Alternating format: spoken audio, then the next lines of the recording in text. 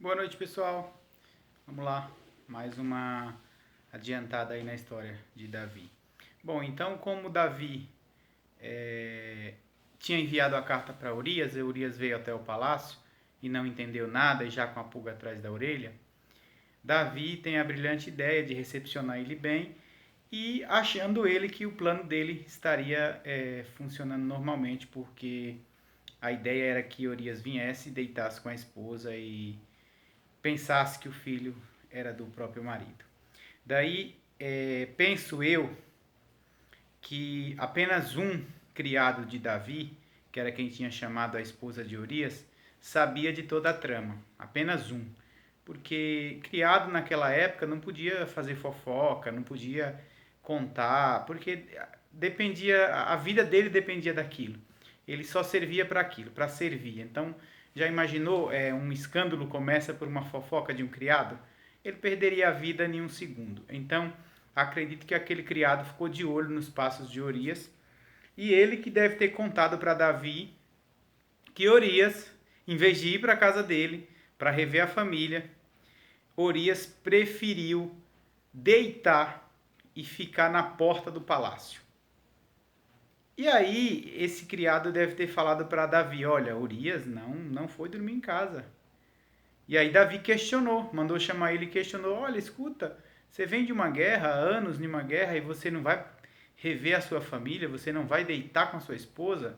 Ele falou: Davi, eu vi muitas pessoas morrerem nessa guerra. Eu vi muitos colegas nossos tombarem. E você quer que eu volte de uma guerra e deite no conforto do meu lar com a minha esposa, sendo que os meus colegas estão lá longe da família, dando a vida por Israel? Não, Davi, eu não vou fazer isso, jamais. Em respeito aos meus companheiros, eu vou dormir aqui, no chão, na porta do palácio. Putz, Davi deve ter pensado: fracassou o meu plano.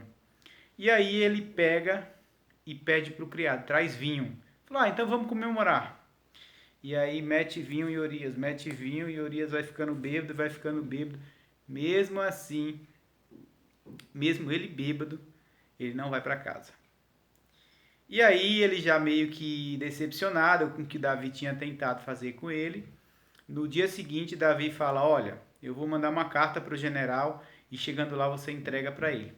Então, dia seguinte que Urias não quis se deitar com a esposa, não quis ir para casa dele, Davi escreve uma carta, agora a segunda carta, e pasmem, Davi bola a morte de Urias.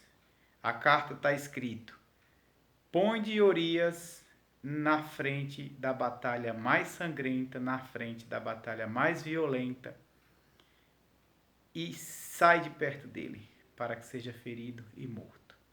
Então Davi, vendo que o primeiro plano não deu certo, ele parte para o tudo ou nada, e ele tenta acabar com aquele escândalo que ele mesmo começou, com a morte de um inocente.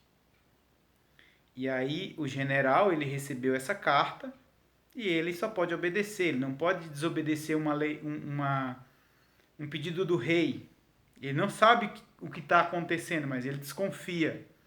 Agora você imagine Urias, 2, 3 dias, sei lá quanto tempo levava naquela época, até chegar no local da guerra.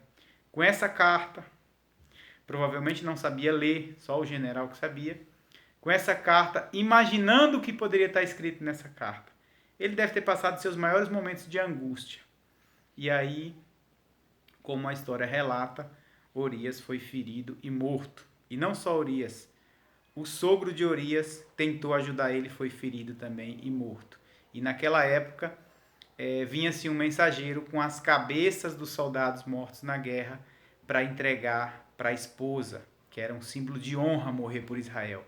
Agora você imagina a cabeça de Betseba, que foi quem traiu Urias com Davi, recebendo a cabeça do marido e sabendo que essa morte foi devido à traição que ela cometeu, que ela consentiu.